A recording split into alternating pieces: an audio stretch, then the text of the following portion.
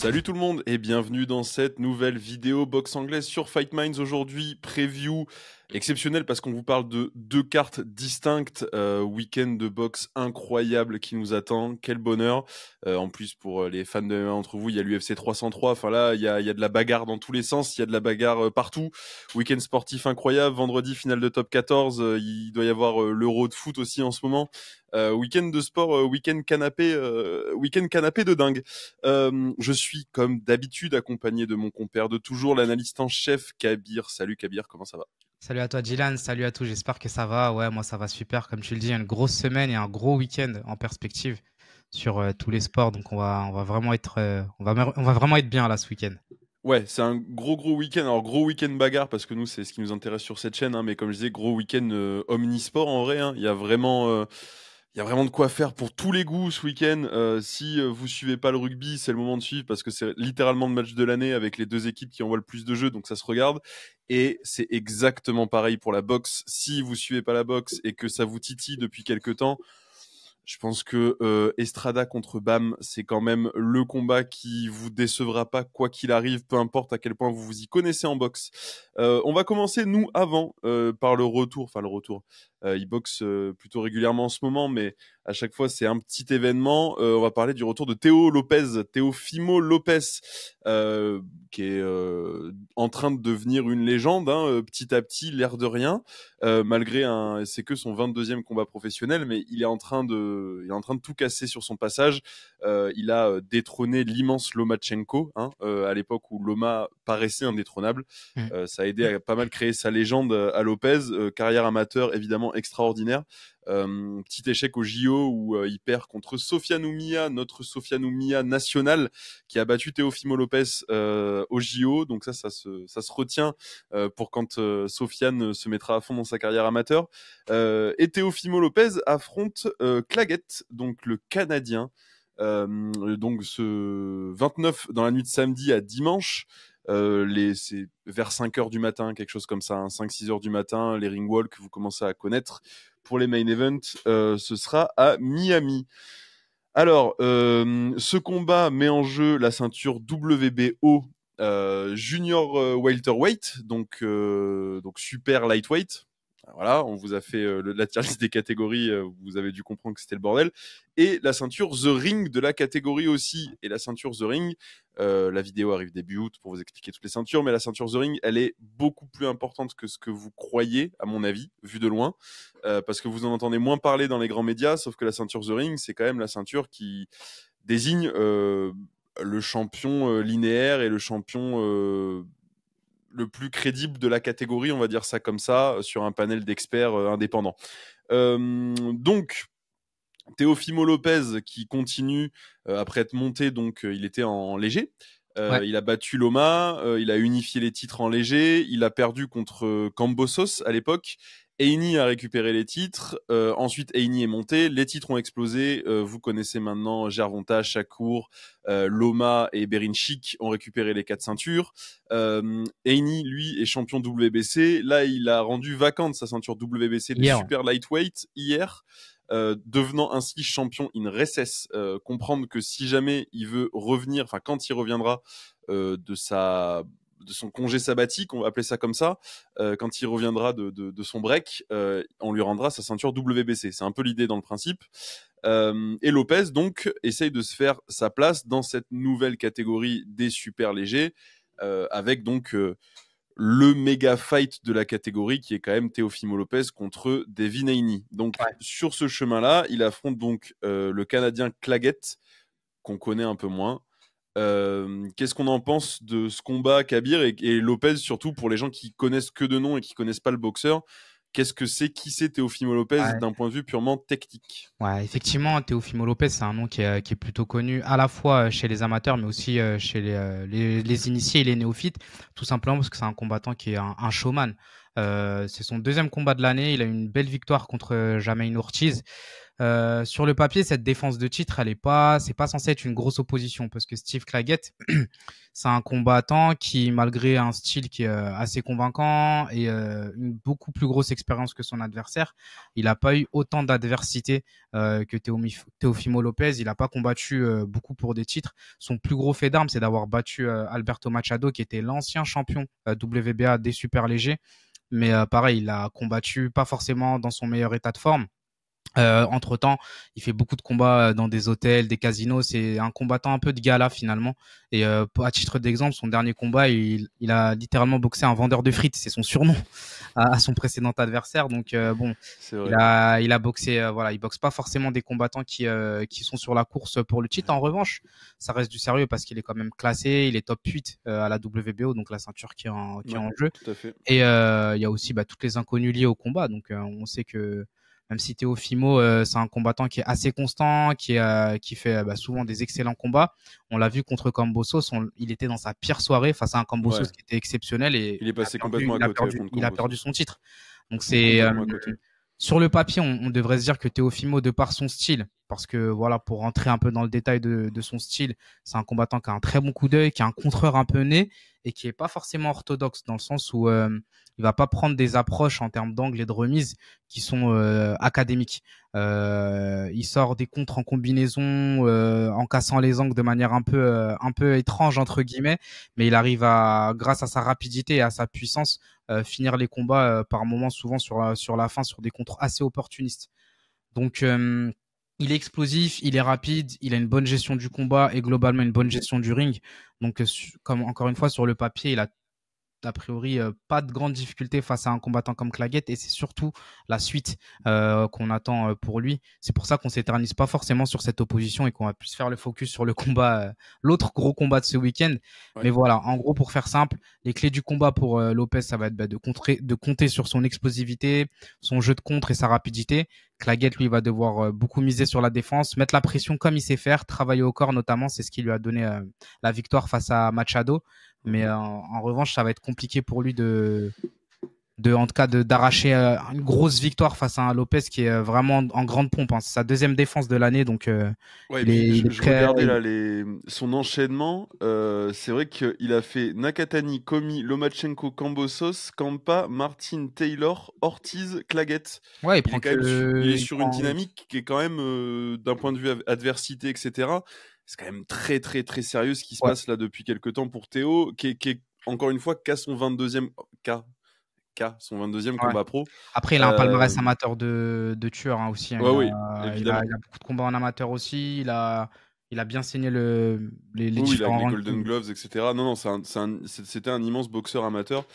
Mais encore une fois, c'est un combat de transition.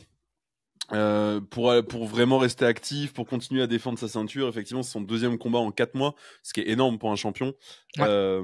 Donc, et c'est son troisième combat en 1 an, donc on est quand même sur des très bonnes stats et une très belle régularité, surtout à ce niveau. Maintenant, on attend tous le combat Lopez-Haney. C'est ça, c'est plus la suite. Après, voilà, on a, avec tout le respect qu'on a pour Claggett, ça reste vraiment un solide challenger, mais pas du tout de la trempe du top 5. Du coup, forcément, non. Il est en 38-7, Claggett, 26 KO, mais effectivement, comme tu l'expliquais, l'adversité qu'il y a en face, c'est pas l'adversité que peut avoir un Teofimo clairement. combat les meilleurs du monde depuis maintenant quelques années et qui combattait déjà les meilleurs du monde chez les amateurs. Voilà, c'est quand même pas... encore une fois, c'est un combat plus d'activité, sans manquer du tout de respect à Steve Claggett. En plus, on adore les Canadiens et voilà.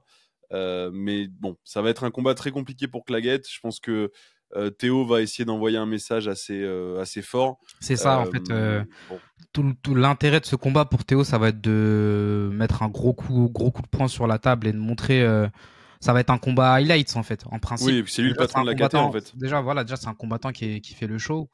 Mais là, il a l'occasion et l'opportunité de faire un combat highlight, tandis que Claggett, lui, c'est un peu, Oui, oui.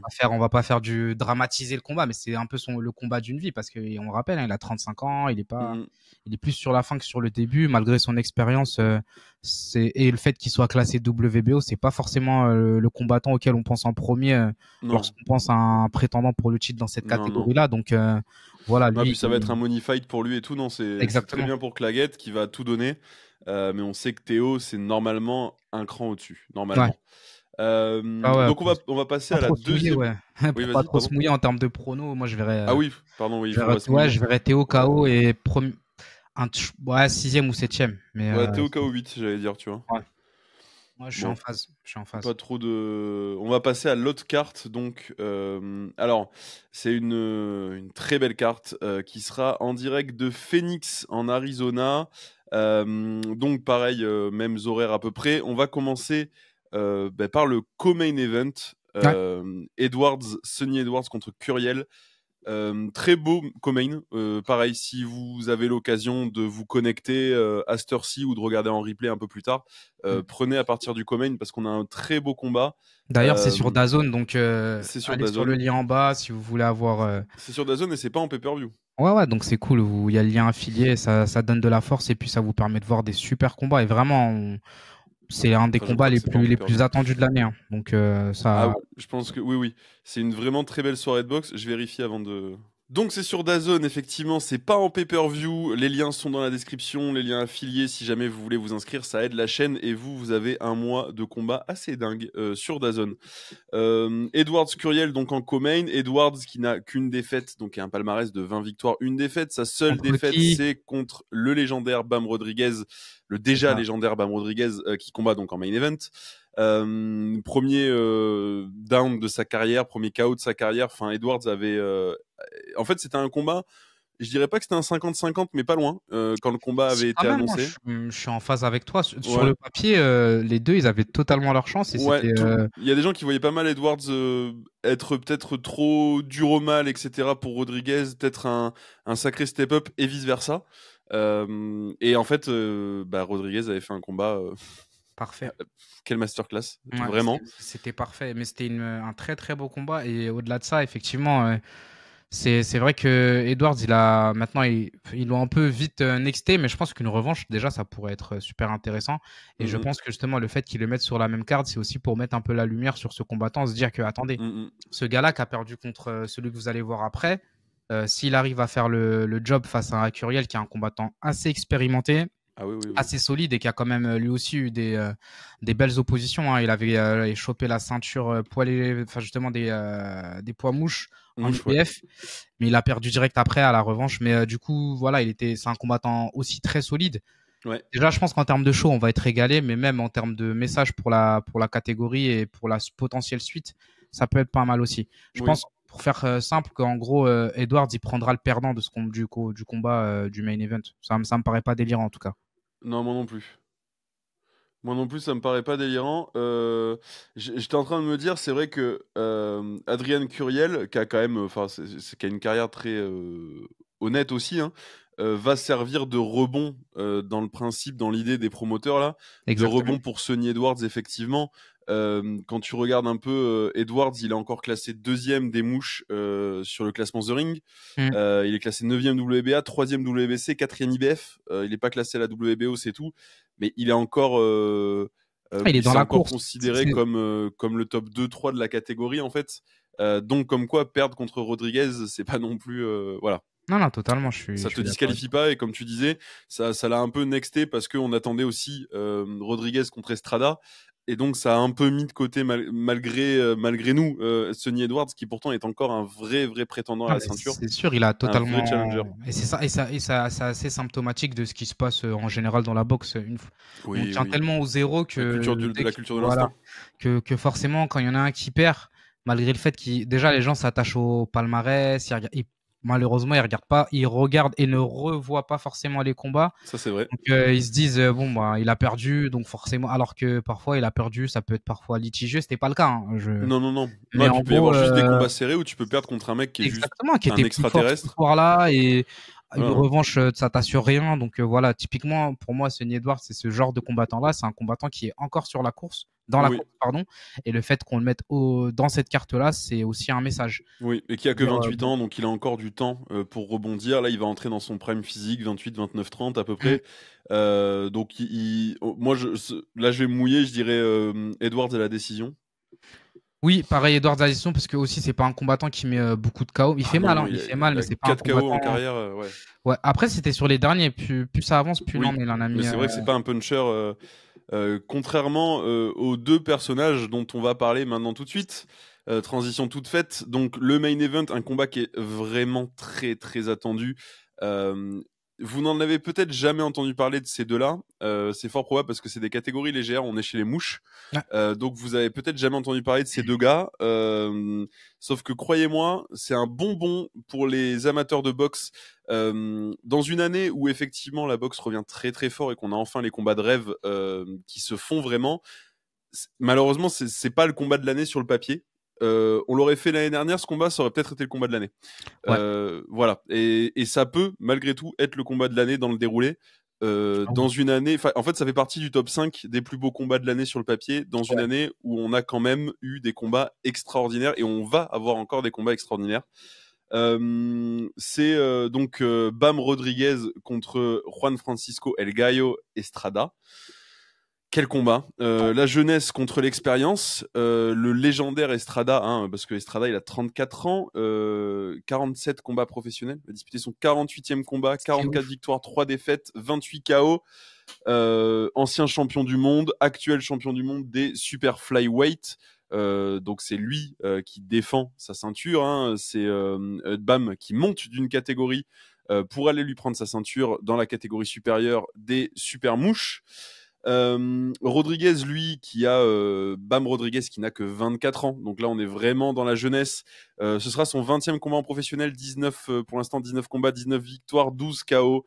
Dont le plus récent sur Sonny Edwards avec une fin de combat au 9e round qui était absolument fantastique Dantesque. pour un combat d'unification, hein, IBF WBO.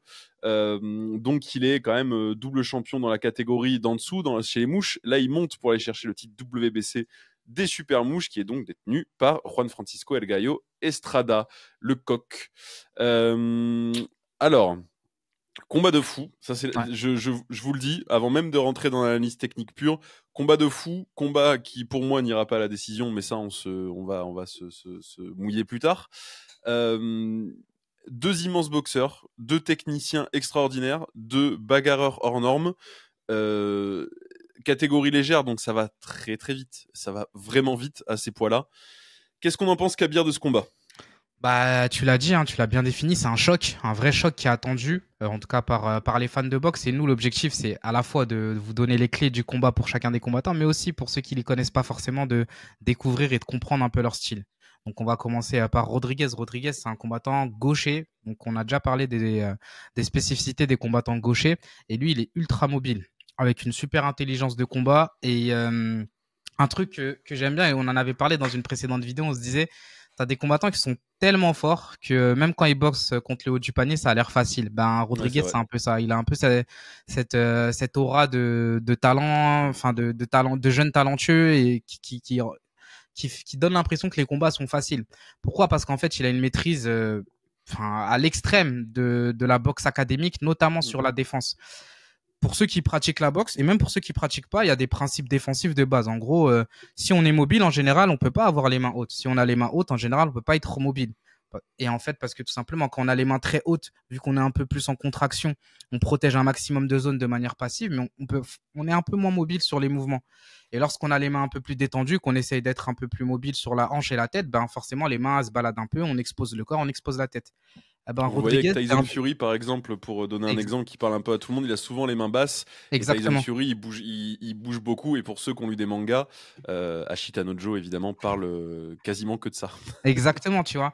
Et la folie avec Rodriguez, c'est que à son si jeune âge, il a la spécificité. Il y a très peu de combattants qui sont capables de faire ça, d'être mobile avec la garde haute. Donc en fait, il a une défense, on va pas dire parfaite parce qu'elle n'existait pas, mais ça frôle la perfection.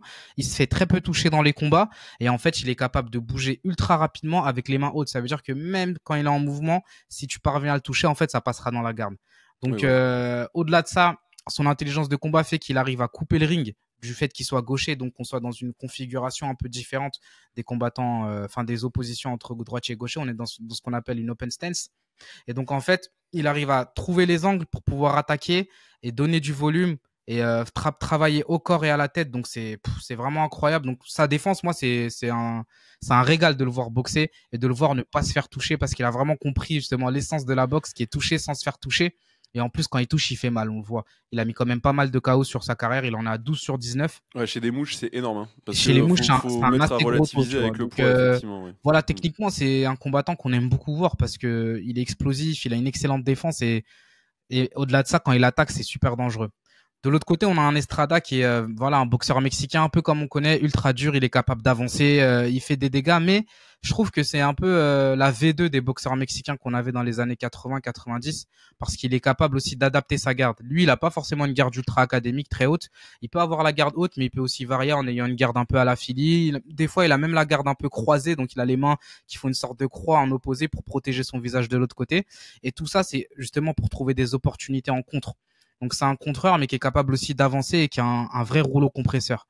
Donc sur son style, c'est un combattant qui est capable de faire des combats durs du premier gong au dernier. Et donc là, je pense que l'opposition, ça va être un peu un jeu d'échecs parce que chacun des deux combattants va essayer d'imposer son style. D'un côté, tu auras Estrada qui va mettre un gros rythme, je pense, dès le début du combat, qui va essayer d'affaiblir et d'entamer Rodriguez, notamment avec ses combinaisons au corps. Et de l'autre côté, on a un Rodriguez qui va essayer de faire le mur, en fait, qui va faire le mur pendant le début du combat, surtout dans les premières phases du combat, et qui va essayer de marquer ses points et de cogner fort à partir de la deuxième moitié, à mon sens. Donc ça va être une très très belle opposition et je pense que ça va être autant sur le plan tactique que même visuellement, ça va être très beau à voir. Ah, va y avoir de l'action, va y avoir beaucoup d'action et effectivement, ça, en fait, ce qui est cool avec ce genre de combat, c'est que ça va être un bonbon pour les connaisseurs de boxe, mais ça va être un bonbon aussi pour les gens qui connaissent pas forcément la boxe et qui découvrent là et qui En s'y fait, mettent. Et ils vont voir tous des ceux, grosses esquives, ils vont voir des accélérations, ils vont voir des combinaisons. Ça veut dire que, ça va se en toucher termes des de deux show, ça côtés, va ça être va beau. Je contrer, parlais ça de va. jeu d'échecs, c'est vrai que ça peut être butant. On va se dire, oh, il y a des gens qui vont s'observer pendant 12 rounds. Non, non, non, en fait, c'est pas ça. Il y en a, il y en a qui vont tenter des trucs, enfin, il y en a un moment qui va tenter, par exemple, une stratégie, qui va accélérer, il va essayer de gagner le centre du ring, d'acculer l'autre dans le coin, et puis tu verras l'autre comment il va adapter surtout son style pour pouvoir s'en sortir et marquer ses points. Donc, je pense que, en termes de show, on va être servi et ça va aller très, très, très vite. Faudra pas Bah, cligner des yeux, c'est sûr. Fury Usyk, c'est pareil, hein, c'était considéré comme un combat d'échecs, ça a été un combat magnifique, plein d'actions, même pour les gens qui connaissaient pas plus que ça la boxe. Et là, c'est vraiment, je pense que vous allez, enfin, quel que soit votre niveau d'appréciation de la boxe, de connaissance, etc., vous allez vraiment en avoir pour Oui, votre argent. Pour moi, ça fait partie, en combat hors pay-per-view, pour moi, c'est le plus beau de l'année. Voilà, je pense que ouais. c'est peut-être pas le combat de l'année parce que malheureusement non, heureusement, mais malheureusement pour eux, on a eu des combats tellement dingues cette année et on va encore en avoir. Mais hors pay-per-view, c'est quand même un combat phénoménal, vraiment. Hein, je crois qu'on se rend pas compte. Enfin, quand on sait que Jake Paul versus Mike Perry, ça va être en pay-per-view, on Ouais, se dit qu'on est quand même chanceux d'avoir Estrada Rodriguez en hors pay-per-view, hein, avec le pay-per-view qui arrive très fort en France. Euh, Moi, je pense, d'un point de vue purement personnel, que Rodriguez, euh, en fait, Estrada est déjà une légende de la boxe. Il y a notamment sa trilogie avec Chocolatito qui est devenue qui est extraordinaire. Hein. Enfin, je vous invite à aller voir les combats. ouais, Si jamais, je vous invite à les regarder sur YouTube ou quoi. C'est vraiment une sacrée trilogie entre deux sacrés boxeurs avec une rivalité saine. Enfin, vraiment, c'était quelque chose quand même, hein, cette rivalité-là entre les deux, entre Estrada et Chocolatito. Donc c'est déjà une légende Estrada, c'est un mec qui a déjà tenu des titres et d'ailleurs Rodriguez l'a dit là dans le petit documentaire qu'a fait Matchroom où il expliquait Rodriguez que en fait Chocolatito bah voilà Estrada c'était une légende et qu'à l'époque où il était lui amateur Rodriguez Estrada était déjà champion, il ouais. regardait déjà les combats d'Estrada etc. Enfin il y a 10 ans d'écart entre les deux mais effectivement Et Estrada a commencé jeune chez les pros comme souvent avec les Mexicains où il y a moins de boxe amateur quand même qu'en Europe et en Europe de l'Est. Donc, il commence souvent très très jeune. C'est pour ça que Canelo, par exemple, à 31 ou 32 ans, il a 63 ou 4 combats professionnels. En général, à 16-17 ans, il commence la boxe pro. Et Rodriguez expliquait qu'il avait vraiment grandi et qu'il avait pratiqué la boxe en amateur en regardant Estrada faire. Donc c'est déjà une légende. Moi je pense que ce combat pour Rodriguez, ça peut vraiment l'asseoir comme le futur de la boxe dans les catégories légères, sachant que et ça va en intéresser certains d'entre vous, sachant que Rodriguez a expliqué que son dream fight, c'était un combat contre Naoya Inoue, le monstre, au Japon. Exactement. Donc là, c'est pas Davis contre Inoue, où là, c'est un dream fight qui est infaisable parce que finalement, il y a 20 kilos d'écart, tu vois. Rodriguez-Inoue, ça se fait. Là, ça se fait. Il y a un truc, là, il y a vraiment un truc à faire. Ce serait un beau combat, mine de rien, parce que ce serait extraordinaire. justement, ce combat-là, il a énormément d'enjeux au-delà de la ceinture, au-delà de tout l'aspect. C'est aussi un éventuel passage de témoin entre les deux combattants, parce que même si c'est stylistiquement, ce sont des combattants qui sont très différents, ça marquera justement le début, enfin l'avènement d'une ère, en tout cas pour Rodriguez. Et ça permettra justement d'ouvrir des perspectives pour la suite. Et c'est vrai que justement, avant l'enregistrement de cette vidéo, on est tombé sur la news justement du potentiel dream fight entre Rodriguez et Inoue. Et c'est vrai que ce serait totalement dingue. Et s'il arrive à accrocher ce nom d'Estrada dans son palmarès, avec la manière, ça pourrait qu'être bénéfique pour lui et pour la suite. En fait, c'est ça, c'est que ça lui met un nom de plus. C'est vrai que Edward, c'était un gros nom de la KT, mais c'était un jeune et tout. Et en fait, vous commencez à voir en boxe, en MMA, dans les sports de combat en général, c'est bien de se construire un CV avec des noms. Et effectivement, des fois, c'est des noms qui sont un peu plus vieillissants et tout. Mais c'est quand même des noms, c'est quand même des légendes. Et mettre Estrada, alors attention, hein, Estrada, il est quand même encore en forme, hein, il a 34 ans, il a 10 ans de plus, mais il n'est pas non plus sur le déclin. Hein. C'est encore un... Oui, non, c'est encore un excellent combattant. Il est peut-être pas dans son prime, mais il a rien perdu de sa superbe. C'est pour ça que c'est un combat qui est aussi attendu aussi. C'est pas Estrada, il est finito. On met juste un nom devant Rodriguez pour continuer à construire le profil Rodriguez. Non, c'est un vrai combat avec une vraie adversité, en plus d'accrocher un nom. Et effectivement, c'est vrai que Rodriguez, s'il enchaîne Sonny Edwards et Estrada, projetons-nous et supposons qu'il gagne avec la manière, encore une fois, tu finis Edwards et Estrada par KO. C'est vrai que le money fight, le dream fight contre Inoue, il frappe à ta porte, quoi. En 2025. 2025, parce que je le vois pas non plus. Non, ce sera pas 2024, parce que pareil pour Inoue, il a quand même il a un combat à faire là. Il y a encore des fights à se faire, mais justement, ce qui est intéressant, c'est que il peut aussi fracasser entre guillemets la scène japonaise en prenant d'autres combattants dans des catégories supérieures, justement. Bien sûr. Avant de prendre Inoue.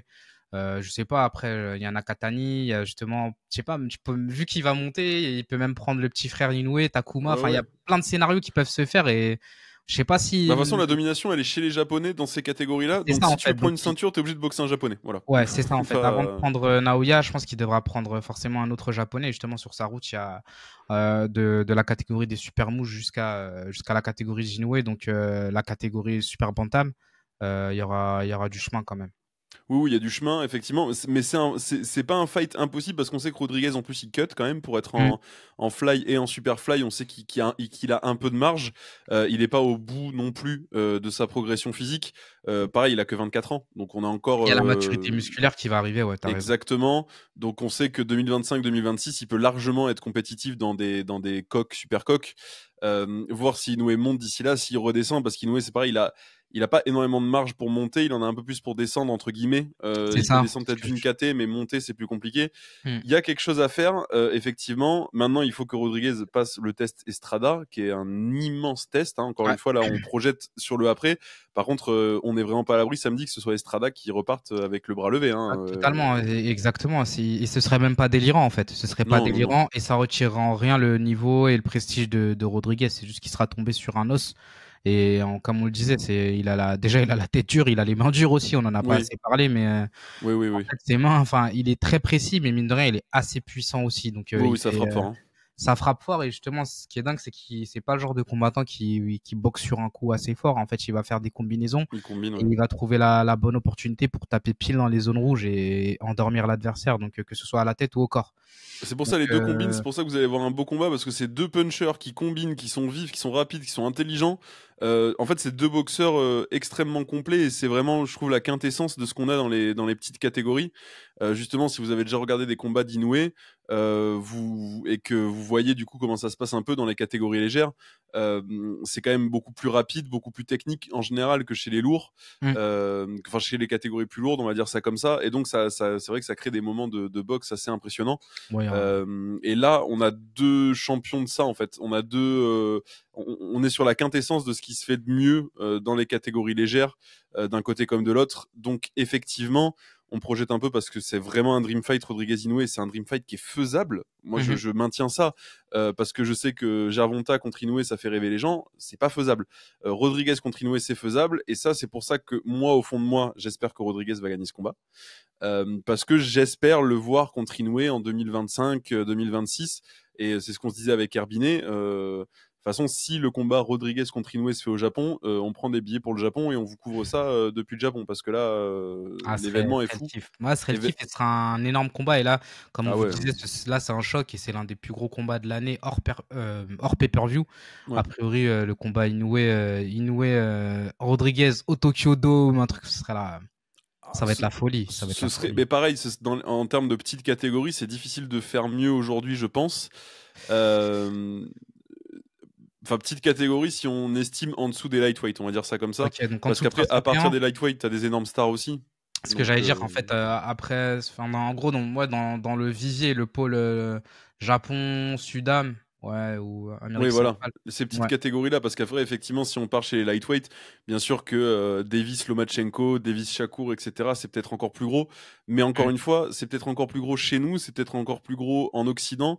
Remettre en perspective que la boxe japonaise commence tout juste à s'exporter en Europe et en Occident, que certains Sean Porter en tête ont eu l'outrecuidance de dire que Inoue était pas une star tant qu'il retournait pas boxer aux États-Unis, parce qu'il a déjà boxé aux États-Unis, hein, il est signé chez Top Rank, Inoue.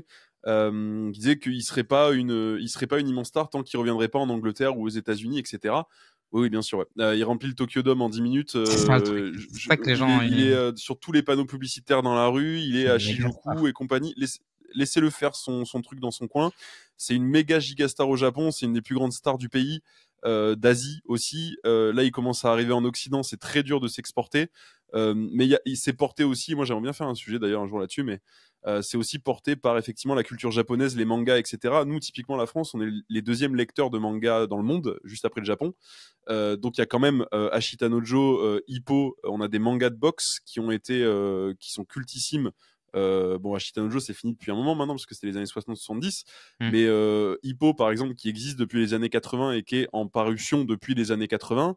On a d'autres mangas, Rakai Blues, etc. Pareil, qui sont le thème principal, c'est pas la boxe, mais ça parle beaucoup de boxe. On a des références, c'est-à-dire que sans ces mangas-là, je pense qu'il y a quasiment personne en France qui ne saurait qui est par exemple Fighting Harada, tu vois. Ouais. Alors que Fighting Harada, c'est une ultra légende au Japon. Tout le monde dans la rue, même qui a jamais vu un combat de boxe, tu lui dis Fighting Harada, ils savent. Le Korakuen Hall, c'est pareil. Le Korakuen, ça fait combien de temps qu'il n'y a pas eu des gros combats de boxe au Korakuen? C'est tellement culte à travers les mangas. Hippo, Ashita Nojo, enfin Rakai Blues, pareil. C'est tellement culte le Korakuen que du coup, tu as envie d'y aller, même si c'est que des combats maintenant, des débuts pro ou des combats. C'est pas des combats pour le titre ou pour le titre japonais, tant qu'à faire, tu vois. En général, la ceinture voilà, pour le titre japonais, tu as les éliminatoires et tout. Enfin, mais du coup, ça a été porté par cette culture-là, par les animés et les mangas. Bon, je vous dis ça avec beaucoup de passion. Hein. Moi, ça fait 27 ans que je lis des mangas. 28 ans. J'ai commencé à lire, j'ai appris à lire grâce aux mangas. Je n'étais même pas né. Ouais. Moi non plus. J'ai appris à lire grâce aux mangas. Donc, enfin voilà, il y a une. Moi, je sais qu'avant même d'avoir allumé la télé sur un combat de boxe japonais, je savais qui était Fighting Harada, je savais où était le Korakuen Hall, dans quel quartier de Tokyo, je savais prendre quel métro pour m'y rendre, tu vois. Donc, ça a été porté par ça aussi. Et là, avec un mec comme Inoue, qui est une gigastar vraiment, hein, je maintiens, de la boxe, qui est dans le classement pound for pound depuis des années, qui est une gigastar du Japon tout court. Il n'a pas besoin d'aller boxer ailleurs, et au contraire, le fait que Rodriguez dise moi j'ai envie de boxer Naoya au Japon, ça en dit long. Ouais. Il n'a pas envie de boxer Naoya aux États-Unis. Il est américain, Rodriguez. Tu vois. Alors qu'il est américain. C'est vrai que voilà. Il pourrait dire j'ai envie de le boxer. Mon rêve, c'est de boxer au MGM Grand contre Naoya, tu vois. Non, il a dit je veux le boxer au Japon. On sait très bien que ce sera au Tokyo Dome. On sait très bien que ce sera devant 70 000 personnes. Enfin, tu vois, en plus dans une atmosphère qui est unique au monde, hein, parce que les combats au Japon c'est très calme. Donc c'est bien ou c'est pas bien, ça vous faites votre propre avis. Hein. Mais c'est extrêmement calme. Il n'y a pas un bruit pendant les combats, pendant les rounds et tout. On dirait des sparring. Mais ça doit être impressionnant à vivre en tant que combattant aussi. Et la ferveur est différente, les médias sont différents, etc. Enfin, ça doit être une expérience hors norme. Et je pense que Naoya, encore une fois, il n'a pas besoin d'aller ailleurs.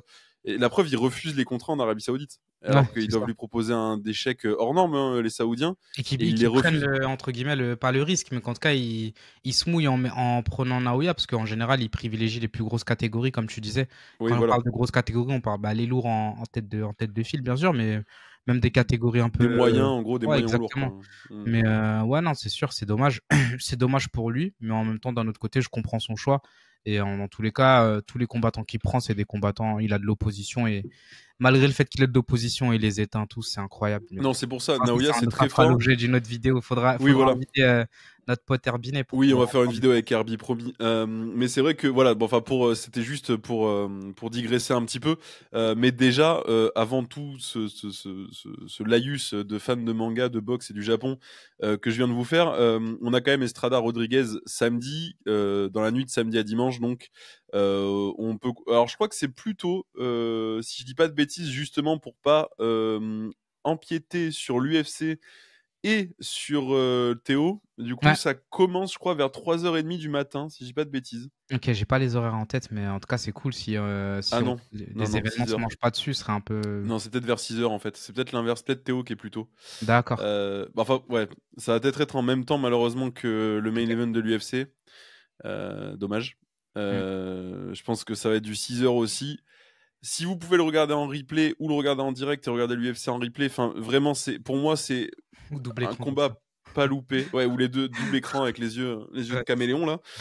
Mais combat à pas louper, vraiment. Ça va être extraordinaire comme combat. Moi, il me tarde. Ça fait un petit moment que j'ai pas été aussi excité par un combat non pay-per-view, tu vois. Mm. Honnêtement, hors Fury Usyk peut-être cette année, ça fait un moment que j'ai pas été aussi excité par un combat quand même, hein. Ouais, et je comprends et je suis en phase avec toi. Ça va être une excellente opposition et ça va nous régaler vraiment. Ah ouais, ouais. Et puis, du coup, si vous ne connaissez pas encore ni Estrada ni Rodriguez, bah, effectivement, c'est le moment de les connaître, c'est le moment de les découvrir parce que Rodriguez est, encore une fois, je le répète, il n'a que 24 ans.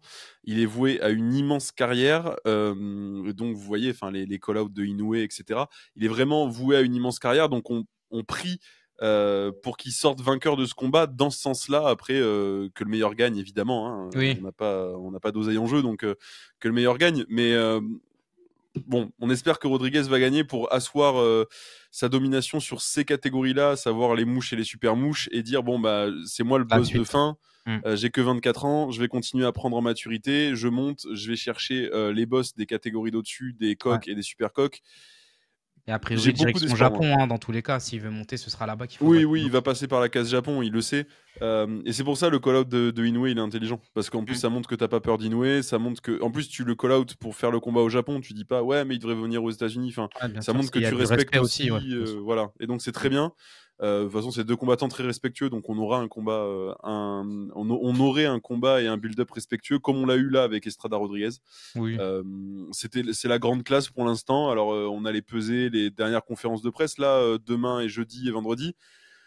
Bon, on s'attend pas à des feux d'artifice non plus. On sait très bien que c'est deux combattants qui se respectent. On sait que c'est deux combattants qui ont beaucoup de classe et que c'est deux très grands boxeurs.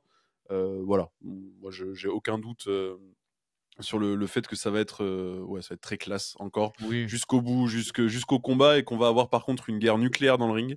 Et ça, c'est tout ce qui nous intéresse. On s'en fout de ce qui se passe en dehors du ring. Nous, ce qu'on exactement. veut Donc, voir, le c'est prono, toi, la bagarre dans le tu ring. mettrais qui gagnant? Enfin, qui et Rodriguez, comment? C'est le comment qui m'intéresse, parce qu'en off, on en a un peu parlé, mais. Rodriguez, décision, combat de l'année quasi. Ouais, pareil. Et En fait, si ça va à la décision, je pense que c'est le combat de l'année.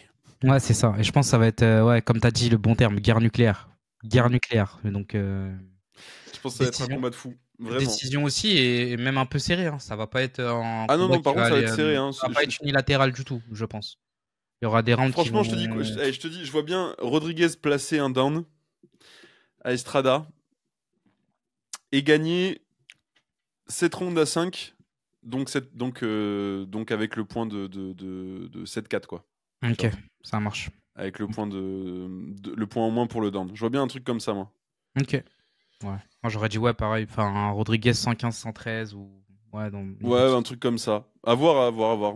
115, 112, du coup, pas avec un down ou un truc dans le genre. Ouais, de toute façon, on va voir. Donnez vos pronos hein, en Ouais, commentaire, comme on veut d'hab. vous lire, on veut vous lire. Et aussi, c'est vrai on est passé assez rapidement, mais pareil, hein, pour Lopez Claguette, si on a d'entre vous qui voit peut-être des clés pour Claguette pour gagner, ou on est preneur aussi de vos Ouais, avis. bon Hein. courage pour Claguette, le pauvre On quand lit même. les Hein. commentaires et c'est vrai qu'on vous redirige aussi sur la vidéo qui est sortie il y a quelques jours par rapport à la tier list des catégories.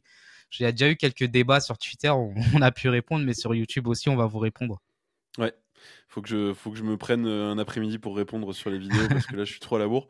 Mais hésitez pas à nous dire. Pareil, hein, dites-nous si on continue à vous motiver à regarder de la boxe. Dites-le nous parce que ça c'est ce qui nous plaît le plus, c'est ce qu'on aime le plus entendre et c'est ce qui fait qu'on fait autant de vidéos toutes les semaines.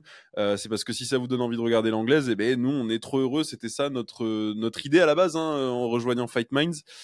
C'était l'idée de Chris aussi. Enfin, c'était de donner vraiment envie aux gens de regarder la boxe anglaise. Donc, continuez à nous le dire, ça nous donne de la force. Et si vous comptez regarder ce Estrada Rodriguez, que ce soit en replay ou que ce soit en direct, parce que c'est vrai que ça va être en conflit avec l'UFC. Dites-le nous et dites-nous ce que vous en pensez de ce combat d'avance. Est-ce que vous êtes aussi excité que nous? Est-ce que vous allez en profiter aussi pour voir, je vous dis, regardez Rodriguez contre Edwards et la trilogie Estrada Chocolatito, ça vous donnera un peu une idée du style des deux. Et ça vous donnera aussi une idée pourquoi on est tous aussi excités, les fans de boxe, à l'idée de ce combat, je pense. Yes. Voilà. Bon, on a tout dit. Et ben, ciao tout le monde. On se voit dimanche ou lundi, hein, comme d'hab, hein, pour le récap de ce qui se sera passé. La bise. Ciao, bye bye. Ciao.